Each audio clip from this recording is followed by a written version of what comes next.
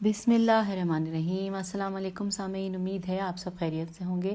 ہم کاشانِ بصیرت کی یوٹیوب چینل پر جس کتاب کو مل کر پڑھ رہے ہیں اس کا نام ہے شیعہ اور جابر حکمران، اور یہ ہے ریڈنگ کا پارٹ نمبر 15۔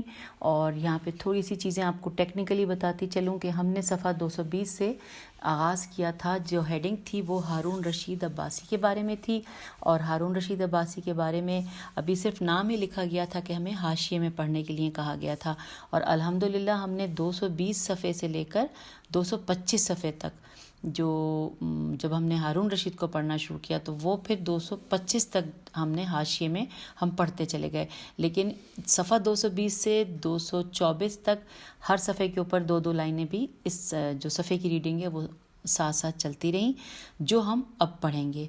ٹھیک ہے نا جی، ہم نے کیونکہ حاشیے میں مکمل کر لیا تھا۔ اب آئیے ہم ٹیکنیکلی تو ہم صفحہ 25 سے ہی پڑھیں گے، لیکن 220 صفحے پہ کیونکہ 2 لائنیں ہیں، 21 صفحے پہ بھی، 22 پہ بھی، 23 پہ، تو چلیے ہم مل کر پڑھتے ہیں۔ اور حاشیہ آپ نے تفصیل سے سننا ہے تو پھر آپ پچھلی ریکارڈنگ جو کہ پارٹ نمبر 14 ہے اسے ضرور سن لیجئے، تبھی آپ کی کنٹینیوشن بہت اچھی ہو جائے گی۔ تو آئیے مل کر پڑھتے ہیں۔ ہارون رشید عباسی اپنے بھائی ہادی کے مر جانے کے بعد سن 170 ہجری میں ہارون رشید تخت نشین ہوا اور 193 میں انتقال کر گیا۔ بنی عباس میں سے جو شہرت ہارون اور مامون کے حصے میں آئی وہ کسی دوسرے کو نصیب نہیں ہوئی۔ ہارون اپنی سلطنت، جلال و اقبال، ترویج علم و ادب اور فن و ثقافت کی ترقی کی بنا پر بہت مشہور ہوا۔ الف لیلا کی داستانوں نے ہارون کی شہرت کو 4 چاند لگا دیے۔ ہارون کی شہرت سلطنت کے نظم و نسق کی بنا پر تھی۔ مسجدوں، مدرسوں اور ہسپتالوں، پلوں، سڑکوں اور نہروں کی تعمیر برامکے کی لیاقت کا مظہر تھی۔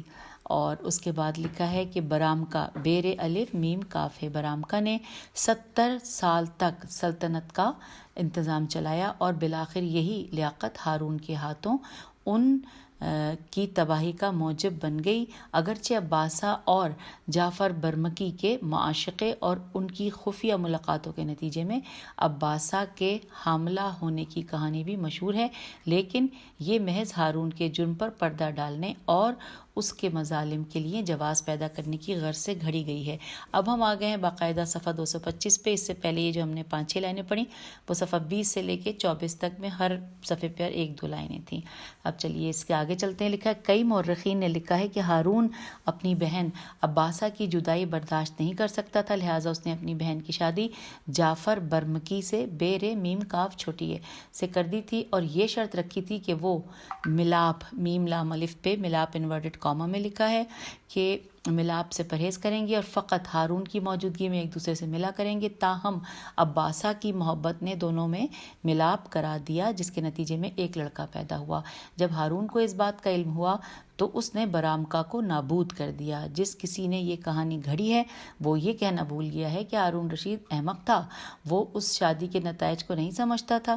اب آگے چلتے ہیں۔ لکھا ہے کتاب شافیہ شین الف فے یہ ہے، شافیہ کا مصنف ابو فراس کتاب ثمرۃ الاوراق سے نقل کرتا ہے کہ ہارون رشید پہلا خلیفہ تھا جو پولو، چوسر اور شطرنج کھیلا کرتا تھا۔ ہم صفحہ 226 پہ آ گئے۔ وہ چاہتا تھا کہ اولاد علی علیہ السلام میں سے کوئی بھی روئے زمین پر باقی نہ رہے۔ یہ بات بعد میں دی جانے والی مثالوں سے واضح ہو جائے گی۔ اب اگلی ہیڈنگ ہے 60 یعنی 60 شہداء۔ لکھا ہے عیون اخبار الرضا، صفحہ نمبر 109 میں ہے کہ حامد بن قحطبہ، قاف ہے توئے بے ہے، قحطبہ تائی توسی بیان کرتا ہے کہ ایک رات ہارون نے مجھے طلب کیا اور ایک تلوار دے کر کہا انورٹڈ کاما کہ اس خادم کی ہدایات پر عمل کرو، انورٹڈ کاما کلوز۔ خادم مجھے ایک ایسے مکان پر لے آیا جو بند تھا۔ اس نے دروازہ کھولا۔ اس مکان میں ایک کنواں اور 3 کمرے تھے۔ ہر کمرے میں 20-20 آدمی قید تھے جن کے پیروں میں زنجیریں پڑی ہوئی تھیں۔ وہ پہلا کمرہ کھول کر لمبے اور گندے ہوئے بالوں والے 20 آدمیوں کو نکال لایا، جن میں پیر و جوان سب شامل تھے۔ ہارون کا خادم بولا کہ ان سب کو قتل کر دو، یہ علی علیہ السلام اور فاطمہ سلام اللہ علیہ کی اولاد ہیں۔ میں نے یکے بعد دیگرے انہیں قتل کر دیا اور خادم نے ان کی لاشیں کنویں میں پھینک دی، جیسے آج کل ایجنسیاں لوگوں کو غائب کر دیتی ہیں۔ یہ بات جو ہے یہ بریکٹ میں لکھی ہوئی ہے۔ پھر لکھا ہے کہ پھر اس نے دوسرا کمرہ کھولا، اس میں بھی 20 سادات تھے اور ان کے ساتھ بھی وہی سلوک کیا گیا۔ پھر تیسرا کمرہ کھولا گیا، اس میں بھی 20 سادات تھے اور ان کو بھی قتل کر دیا گیا۔ آخر میں صرف ایک بوڑھا رہ گیا۔ اس نے مجھے کہا کہ اے بدبخت، خدا تجھے غارت کرے، قیامت کے دن تو ہمارے نانا کو کیا منہ دکھائے گا؟ میرے ہاتھ کانپے اور میں گھبرا گیا۔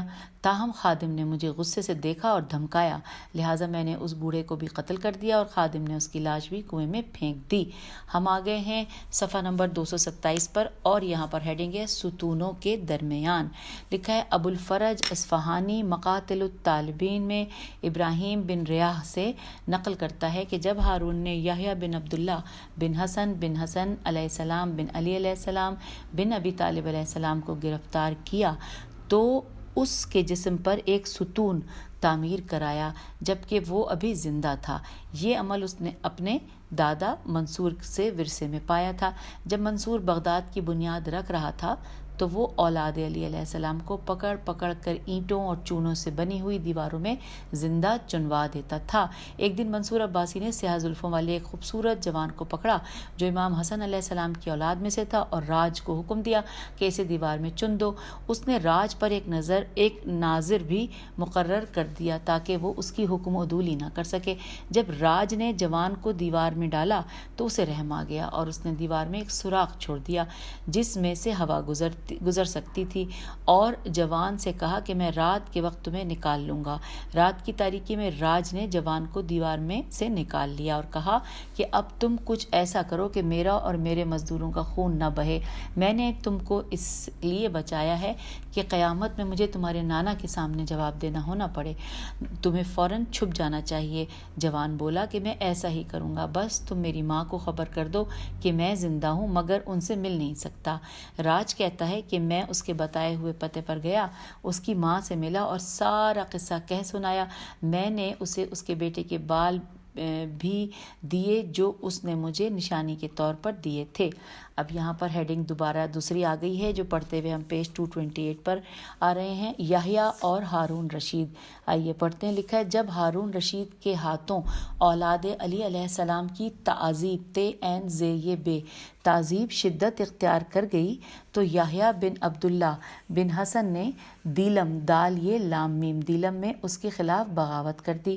ہم پیج کے اس میں جہاں پہ دیلم لکھا ہے وہاں حوالہ حاشیے میں ہے کہ ایران کے صوبہ گیلان میں قزوین شہر کے مغرب میں ایک پہاڑی علاقہ ہے جس کو دیلم کہتے ہیں۔ پھر لکھا ہے کہ اس میں بغاوت کر دی۔ مورخین کے مطابق یحییٰ کافی مدت تک روپوش رہا اور پناہ کی تلاش میں شہر بشہر پھرا حتیٰ کہ وہ دیلم پہنچا۔ وہاں اس نے اپنی اصلیت ظاہر کر دی اور لوگوں میں ہر دل عزیز ہو گیا۔ مختلف شہروں کے لوگ آ کر اس کے پاس پناہ لینے لگے۔ ہارون نے 50,000 کی فوج دے کر فضل بن یحییٰ کو یحییٰ بن عبداللہ سے مقابلہ کرنے بھیجا۔ فضل نے یحییٰ کو خط لکھا اور اسے صلح کرنے کا مشورہ دیا۔ جب یحییٰ نے دیکھا کہ اس کے ساتھیوں نے اسے دھوکہ دیا ہے اور بھاگ نکلے ہیں تو وہ صلح کرنے پر راضی ہو گیا۔ تاہم اس نے فضل کو لکھا کہ میں فقط اس وقت صلح کروں گا جب ہارون اپنے ہاتھ سے میرے لیے امان نامہ لکھے اور عدالت کے قاضی و فقہا اور بنی ہاشم کے اکابرین اس کی تصدیق کریں۔ ہارون نے یحییٰ کی خواہش کے مطابق امان نامہ لکھ دیا جس پر گواہوں نے دستخط بھی کر دیے۔ اس نے اس دستاویز کی 2 نقلیں بنوائیں، ایک خود رکھ لی اور دوسری یحییٰ کو بھیج دی۔ جب یحییٰ ہارون کے سامنے آیا تو وہ اس کے ساتھ عزت سے پیش آیا، اسے 2 لاکھ دینار، خلعتیں اور مختلف تحائف دیے مگر اس کے دل سے کدورت گئی نہ تھی۔ ایک دن اس نے یحییٰ سے پوچھا کہ ہم میں سے رسول اکرم صلی اللہ علیہ وآلہ وسلم کا زیادہ قریبی رشتہ دار کون ہے؟ یحییٰ نے کہا مجھے اس سوال کا جواب دینے سے معاف رکھو۔ ہارون نے کہا نہیں، جواب دیے بنا تمہاری جان نہیں چھوٹے گی۔ اس پر ان کے درمیان مندرجہ ذیل گفتگو ہوئی۔ یحییٰ بالفرض اگر رسول اکرم صلی اللہ علیہ وآلہ وسلم زندہ ہو جائیں اور تم سے تمہاری بیٹی کا رشتہ مانگے تو کیا تم رشتہ دو گے؟ ہارون اللہ کی قسم ضرور دوں گا۔ یحییٰ بالفرض اگر رسول اکرم صلی اللہ علیہ وآلہ وسلم زندہ ہو جائیں اور میری بیٹی سے شادی کرنا چاہیں تو کیا یہ جائز ہوگا کہ میں اپنی بیٹی کی شادی ان سے کر دوں؟ ہارون نہیں، یہ جائز نہیں۔ ہم صفحہ 229 پہ آ گئے۔ ہارون نے کہا نہیں یہ جائز نہیں۔ پھر یحییٰ نے کہا کہ اسی میں تمہارے سوال کا جواب ہے کہ یعنی میں اولاد رسول صلی اللہ علیہ وآلہ وسلم ہوں اور تم نہیں ہو، لہٰذا میں حضرت صلی اللہ علیہ وآلہ وسلم کا زیادہ قریبی عزیز ہوں۔ ہارون کو اپنی شکست پر بہت غصہ آیا اور وہ محفل سے اٹھ کر چلا گیا۔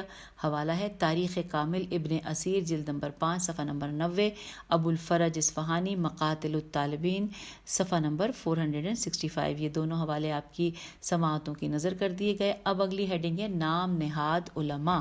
آئیے یہ ان کے بارے میں پڑھتے ہیں۔ لکھا ہے ہارون رشید نے یحییٰ کو دھوکہ دینے اور امان نامے کو کالعدم قرار دینے کا فیصلہ کیا، لیکن چونکہ اس کے پاس اس فیصلے پر عمل درآمد کرنے کا کوئی جواز نہیں تھا، اس لیے وہ اس صورتحال کو برداشت کرتا رہا۔ بالآخر اس کے صبر کا پیمانہ لبریز ہو گیا اور اس نے وہب بن وہب ابو البختری یا یہی ہے میرے خیال بختری سے رجوع کیا۔ اسے معلوم تھا کہ یہ عالم برائے فروخت ہے۔ ابو البختری نے امان نامہ پھاڑ دیا اور فتویٰ دیا کہ دستاویز غیر مؤثر ہے، یحییٰ کا خون حلال ہے۔ اس خدمت کے بدلے ہارون نے اسے بھاری انعام دیا اور قاضی بھی بنا دیا۔ اب بریکٹ میں لکھا ہے کہ ایسے ہی نام نہاد علماء چادر زہرا سلام اللہ علیہا کے گلیم کے گاف لام یہ میم بوزر، پھر لکھا ہے خون حسین ہو یا پوری قوم ہر چیز بیچ کھاتے ہیں۔ اب یہاں پر یہ بریکٹ کلوز ہو گیا ہے۔ اس بریکٹ پہ جو تھا ہم دوبارہ پڑھ لیتے ہیں کہ ایسے ہی نام نہاد علماء چادر زہرا ہو کہ گلیم بوزر، خون حسین ہو یا پوری قوم ہر چیز بیچ کھاتے ہیں۔ یہ یہاں پہ بریکٹ کلوز ہو گیا۔ اس فتوے کی بنا پر ہارون نے یحییٰ کو 100 کوڑے مارنے کا حکم دیا۔ یحییٰ نے اسے قرابت رسول صلی اللہ علیہ وآلہ وسلم یاد دلائی، مگر اس پر کوئی اثر نہ ہوا۔ پھر اس نے اسے جیل بھیج دیا۔ دوسرے دن پھر بلوایا اور 100 کوڑے لگوائے، پھر اسے قید کر دیا اور روٹی پانی بند کر دیا تاکہ وہ فوت ہو گیا۔ ایک قول یہ ہے کہ اس کے جسم پر ستون تعمیر کیا گیا جیسا کہ ابراہیم بن ریاح سے نقل ہوا ہے، اور ایک قول یہ ہے کہ وہ خفقان سے زندان میں فوت ہو گیا۔ بات کچھ بھی ہو، یہ تو گلا گھونٹ کر مارنے والی بات ہے۔ ہم آگئے ہیں صفحہ 230 پر۔ لکھا ہے ابو البختری جیسے لوگ ہارون سے پہلے بھی تھے، اس کے بعد بھی رہے ہیں اور آج بھی ہیں۔ ابن اسیر تاریخ کامل میں لکھتا ہے کہ یزید بن عبد الملک کے لیے 40 نام نہاد علماء نے فتویٰ دیا تھا کہ خلفاء حساب کتاب اور عذاب سے بری ہیں۔ انورٹڈ کاما یہاں پہ بریکٹ میں حوالہ ہے تاریخ کامل جلد نمبر 4 صفحہ نمبر 191 طبع 1357 ہجری، اور یہاں پر یہ بریکٹ کلوز ہو گیا۔ پھر لکھا ہے میں ایسے کتنے ہی نام نہاد علماء کو جانتا ہوں جو ہارون اور یزید جیسے حکمرانوں کی کاسا لیسی کرتے ہیں، ان کے فسق و فجور کی تائید کرتے ہیں اور دیندار اور دین کے مددگار علماء کے خلاف بیان داغتے رہتے ہیں۔ اب اگلی ہیڈنگ ہے ہارون کی علمیت۔ ایک عورت نے ہارون کو خط میں لکھا کہ خدا تمہارا کام پورا کرے، اپنی عطاؤں سے تمہیں خوش رکھے اور تمہارا اقبال بلند ہو۔ ہارون نے اپنے درباریوں سے کہا اس عورت نے دعا کے پردے میں مجھے بد دعا دی ہے۔ جب یہ کہتی ہے کہ خدا تمہارا کام پورا کرے تو اس کا ارشاد اس شعر کی طرف ہے کہ جس میں شاعر کہتا ہے کہ انورٹڈ کاما کہ جب یہ کہا جائے کہ تمہارا کام پورا ہو چکا ہے تو اس کا مطلب یہ ہے کہ تم اپنی بربادی کا انتظار کرو، انورٹڈ کاما کلوز۔ اور جب یہ کہتی ہے کہ خدا اپنی عطاؤں سے تمہیں خوش رکھے تو اس کا اشارہ اس آیت کی طرف ہے کہ جس کا ترجمہ ہے کہ جب ان چیزوں سے کہ جو ان کو دی گئی ہیں خوب خوش ہو گئے تو ہم نے ان کو ناگہان پکڑ لیا، انورٹڈ کاما یہاں کلوز ہو گیا ہے۔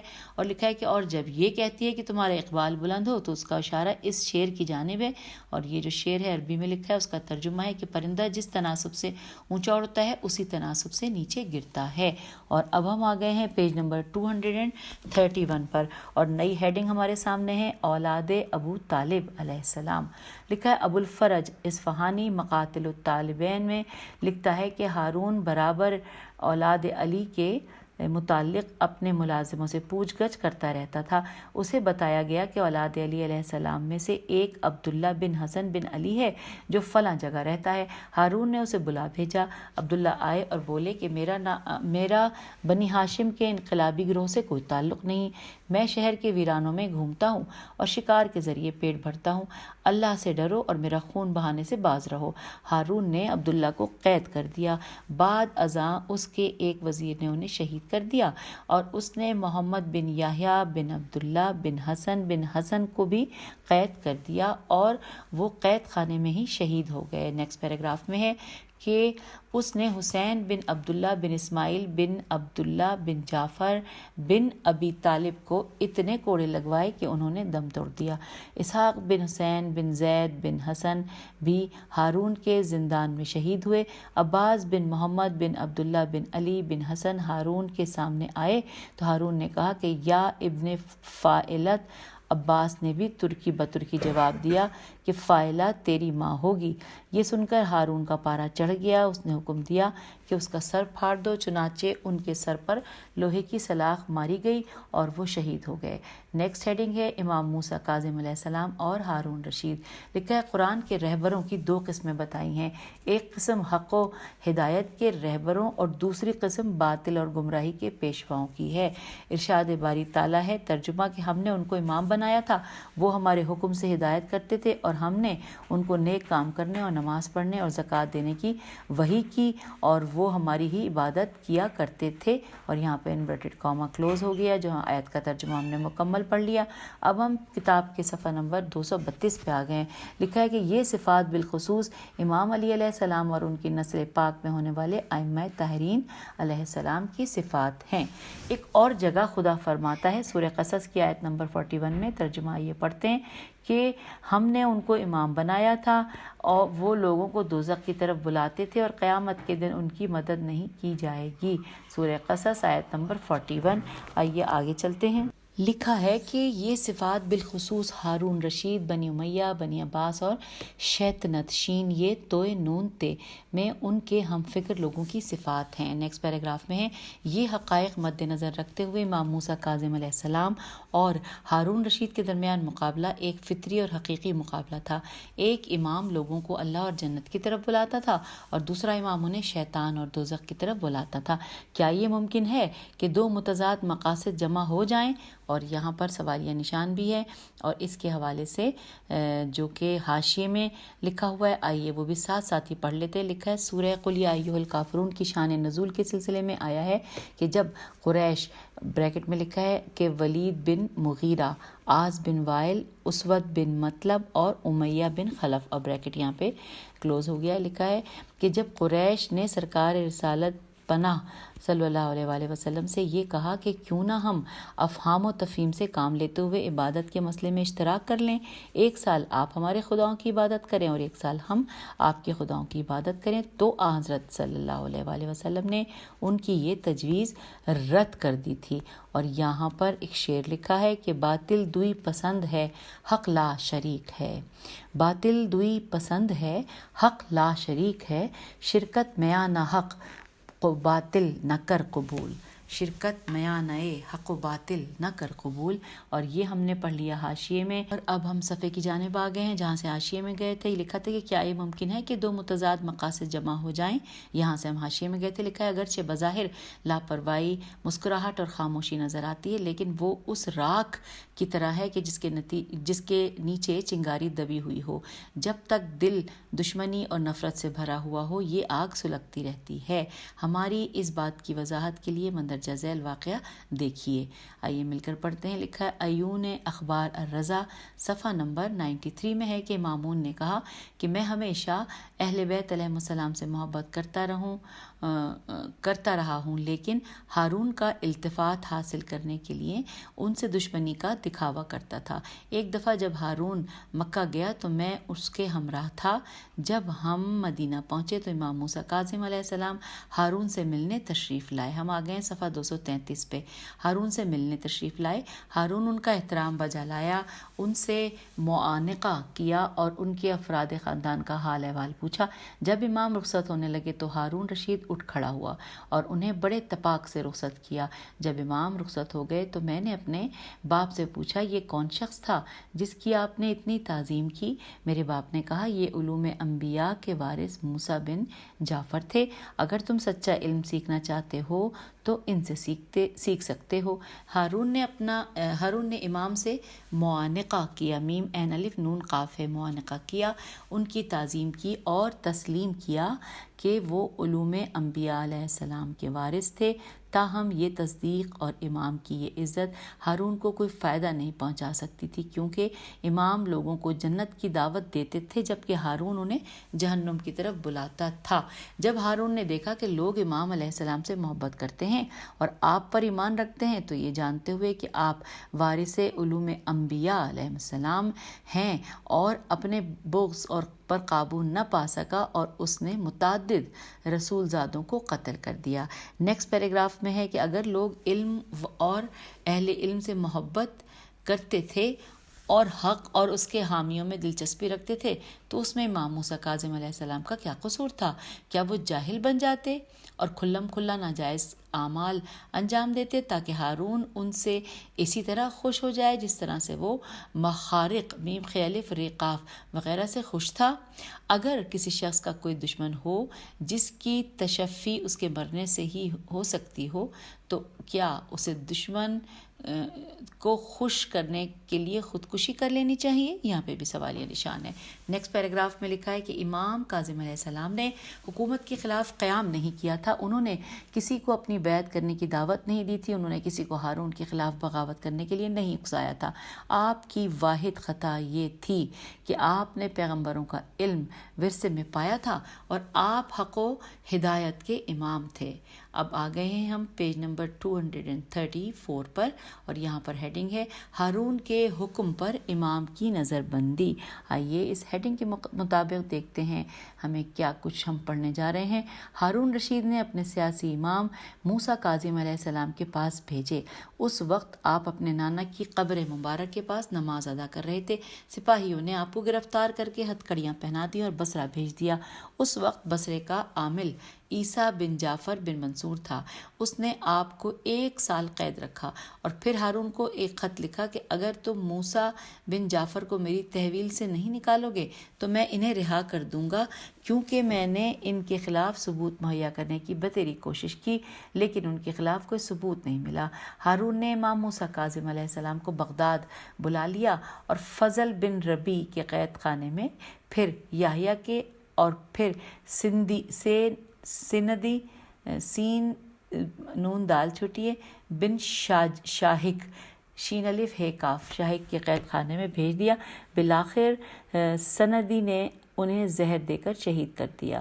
ایک اور روایت کے مطابق انہیں ایک قالین میں لپیٹا گیا اور نوکر ان پر بیٹھ گئے جس سے ان کا دم گھٹا اور وہ وفات پا گئے۔ بنی امیہ کے مظالم کا ذکر کرتے ہوئے ہم نے کہا تھا کہ ان تمام جرائم کی وجہ بغض اور فطری پستی ہے۔ تاہم ہارون رشید کی شخصیت پر بحث کے دوران جو بات میرے ذہن میں آئی ہے وہ یہ ہے کہ حکمران بن جانے کے بعد انسان کی فطرت اور اخلاق میں تبدیلی آ جاتی ہے۔ جب وہ اپنی کرسی کو مضبوط سمجھنے لگتے ہیں تو ہر چیز کا اندازہ کرسی کی طاقت کے حوالے سے لگاتے ہیں، اور یہی وجہ ہے کہ منصب اور طاقت کے مقابلے میں عقیدہ، علم اور ضمیر کو کوئی اہمیت نہیں دی جاتی۔ نیکسٹ پیراگراف میں ہے کہ اگر ہم حکومت کو ذہنیت میں تبدیلی کا سبب نہ سمجھیں تو ہم ان کمزور لوگوں کے رویے کی کیا توجیہ کریں گے جنہیں جب کوئی منصب مل جاتا ہے تو وہ سخت دل بن جاتے ہیں۔ منصب سے میری مراد فقط سرکاری عہدہ ہی نہیں بلکہ دینی عہدہ بھی ہے۔ اس کی وجہ یہ ہے کہ ایک دینی سربراہ بھی ایک سرکاری سربراہ کی مانند ہوتا ہے، دونوں اپنے اپنے عہدے کی حفاظت کرتے ہیں۔ ان دونوں میں واحد فرق یہ ہے کہ دینی سربراہ اپنے عہدے کو مقدس سمجھتا ہے اور اس کی حفاظت کرنا اپنا دینی فرض سمجھتا ہے۔ ہم پیج نمبر 335 پر آ گئے ہیں۔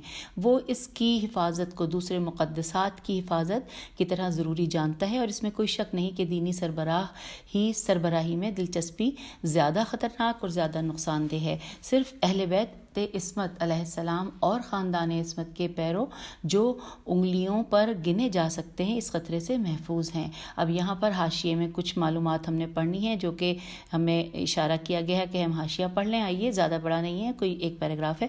لکھا ہے کہ ہمارے اس عقیدے کی تائید قرآن مجید کی اس آیت سے ہوتی ہے کہ ترجمہ ہم پڑھ رہے ہیں کہ یہ نہیں ہو سکتا کہ خدا کسی بشر کو کتاب اور حکومت اور نبوت عطا فرمائے اور وہ لوگوں سے کہے کہ تم خدا کی بجائے میرے بندے ہو جاؤ اور خدا کی عبادت کرنا ضروری نہیں ہے۔ اور یہ حوالہ ہے سورہ آل عمران کی آیت نمبر 79 کی، جس کا ہم نے حاشیے میں یہ ترجمہ پڑھا، اور لکھا ہے کہ اس سے اگلی آیت کہتی ہے کہ ممکن ہے کہ طاقت کی بنا پر کوئی شخص خدا ہونے کا دعویٰ کر بیٹھے۔ اس لغزش سے اپنے آپ کو وہی لوگ بچا سکتے ہیں کہ جو ایمان اور تقوی کی دولت سے مالا مال ہوں۔ یہ ہم نے پڑھ لیا، جو کہ مؤلف نے اپنے بریکٹ میں لکھا ہے مؤلف۔ چلیے اب ہم دوبارہ صفحے کی جانب آ گئے ہیں جہاں سے حاشیے میں آئے تھے کہ لکھا ہے اوپر جو کچھ کہا گیا ہے وہ ایک حقیقت ہے۔ آیت اللہ محسن الحکیم اپنی کتاب مستمسک العروۃ میں اجتہاد و تقلید مسئلہ نمبر 22 کے فٹ نوٹ میں تحریر فرماتے ہیں کہ انصاف کی بات تو یہ ہے کہ ایک مرجع تقلید کے لیے عدل برقرار رکھنا بڑا مشکل ہے، کیونکہ ہر ایک کی عدالت میں وقت کے ساتھ ساتھ تبدیلی آ جاتی ہے۔ اور پھر ساتھ لکھا ہے کہ اور جب کسی اعلیٰ عہدیدار میں عدل کی قوت نہ رہے، وہ احتیاط کا دامن اور اپنا احتساب کرنا چھوڑ دے تو اس کی عدالت جلد ہی کالعدم ہو جاتی ہے، کیونکہ مرجعیت ایک خطرناک مقام ہے جو بڑے بڑوں کے قدم ڈگمگا دیتی ہے۔ یہ ہم نے مکمل پڑھ لیا۔ اب نئی ہیڈنگ ہے امام رضا علیہ السلام اور ہارون۔ آئیے پڑھتے ہیں۔ لکھا ہے سید محمد امین آیان الف عین یہ الف نون آیان الشیعہ جلد نمبر 1 صفحہ نمبر 60 میں لکھتے ہیں کہ امام موسیٰ کاظم علیہ السلام کی وفات کے بعد ہارون نے اپنے کمانڈر جلودی جیم لام واو دال چھوٹی کو مدینہ بھیجا اور اسے حکم دیا کہ وہ آل ابی طالب کے گھروں پر حملہ کرے اور ان کی ہر عورت کا ایک جوڑا چھوڑ کر باقی تمام لباس لوٹ لے۔ Page number 236۔ اب لکھا ہے کہ آگے کہ چنانچہ جلودی اپنے امام رضا علیہ السلام کے گھر پہنچا تو امام نے گھر کی تمام خواتین کو ایک کمرے میں جمع کر دیا اور خود گھر کی دہلیز پر بیٹھ گئے۔ جلودی نے کہا میں گھر میں ضرور داخل ہوں گا اور عورتوں کے کپڑے لے جاؤں گا۔ امام نے قسم کھائی کہ وہ عورتوں کے فالتو کپڑے اور زیور اس کو لا دیں گے بشرطے کہ وہ گھر کے باہر ہی کھڑا رہے۔ امام کی خوش اخلاقی کے نتیجے میں وہ آپ کی بات مان گیا۔ تب امام گھر میں گئے اور آپ نے کپڑے اور زیور وغیرہ لا کر جلودی کے حوالے کر دیے۔ وہ انہیں ہارون کو پیش کرنے کے لیے لے گیا۔ جب مامون تخت نشین ہوا تو اس نے جلودی پر غصے کا اظہار کیا اور اسے قتل کرنا چاہا۔ امام رضا علیہ السلام بھی اس محفل میں موجود تھے۔ انہوں نے مامون سے سفارش کی کہ جلودی کی جان بخش دے، تاہم جلودی کو امام علیہ السلام کے ساتھ اپنی بدسلوکی یاد تھی۔ وہ سمجھا کہ آپ مامون کو اس کے خلاف اکسا رہے ہیں، چنانچہ اس نے مامون سے کہا کہ خدا کے واسطے میرے متعلق ان کی بات نہ مانیے۔ تو مامون نے کہا بخدا جو کچھ یہ کہہ رہے ہیں میں وہ نہیں مانوں گا۔ چنانچہ اس نے حکم دیا کہ جلودی کی گردن اڑا دی جائے۔ ہارون نے اولاد علی علیہ السلام اور دوستان علی علیہ السلام پر بہت ظلم کیے، لیکن طوالت سے بچنے کے لیے ہم ان کا ذکر کرنے سے اجتناب کرتے ہیں۔ جو کچھ اوپر کہا گیا ہے وہ ہارون کے کردار کو سمجھنے کے لیے کافی ہے اور اس کی فطرت اور پالیسیوں پر خاصی روشنی ڈالتا ہے۔ اب نیکسٹ ہیڈنگ کی طرف ہم آ گئے ہیں، امین عباسی، اور اس کو پڑھتے ہوئے ہم پیج نمبر 237 پر آ جائیں گے۔ ہارون نے 23 سال سے زیادہ حکومت کی۔ وہ 193 ہجری میں توس میں فوت ہوا۔ اس نے امین کے لیے بیعت لی اور امین کی خلافت کی مدت 4 سال سے کچھ اوپر تھی۔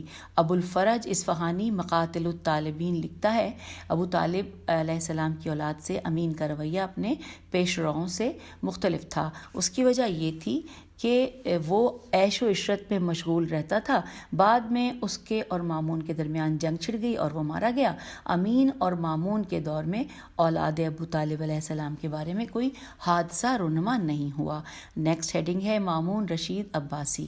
مامون اپنے بھائی امین کو قتل کر کے تخت نشین ہوا۔ ہارون اور مامون کے زمانے میں شیعہ عقیدے نے مضبوطی سے جڑ پکڑ لی اور اس کا اثر مامون کے دربار میں بھی ظاہر ہوا۔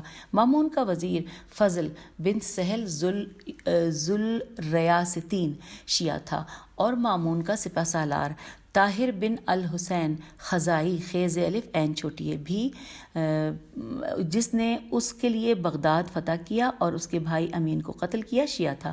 المختصر مامون کی حکومت میں بہت سے شیعہ تھے اور یہی وجہ تھی کہ وہ فضل اور طاہر سے خوفزدہ رہنے لگا، لہٰذا اس نے فضل کو قتل کر دیا اور طاہر کو سپہ سالاری سے سبکدوش کر کے ہرات کا عامل بنا دیا، ہیر الف تے عامل بنا دیا، عین الف میم لام بنا دیا۔ ابن اسیر نے تاریخ کامل میں 250 ہجری کے واقعات کے ضمن میں لکھا ہے کہ طاہر کا پورا قبیلہ شیعہ تھا، اور یہاں پر حوالہ بریکٹ میں ہے کہ تاریخ الشیعہ از علامہ شیخ محمد حسن مظفر، بریکٹ یہاں پہ کلوز ہو گیا۔ نیکسٹ پیراگراف میں لکھا ہے کہ یہ ناقابل تردید حقیقت ہے کہ خود سر حکمرانوں نے شیعوں پر جو مظالم ڈھائے اور قاتلانہ حملے کیے وہ شیعہ عقیدے کے پھیلاؤ کا موجب بن گئے۔ انہوں نے جتنے زیادہ ظلم کیے اتنے زیادہ لوگ اہل بیت علیہ السلام کے گرد جمع ہو گئے، اور ہر مقتول کے مقابلے میں ہزاروں افراد نے شیعہ مذہب قبول کر لیا۔ مندرجہ ذیل واقعے سے ہمارے قول کی وضاحت ہو جائے گی۔ آئیے پڑھتے ہیں، اور اس کو پڑھتے ہوئے ہم پیج نمبر 238 پر آ جائیں گے۔ واقعہ ہے کہ جب سندی بن شاہک شین الف ہے کاف شاہک نے امام موسیٰ کاظم علیہ السلام کو زہر دے کر شہید کیا تو وہ 80 علماء اور اکابرین کو امام کی میت کے پاس لایا اور کہنے لگا تم لوگ یہ دیکھ سکتے ہو کہ وہ تکلیف میں نہ تھے اور طبعی موت مرے۔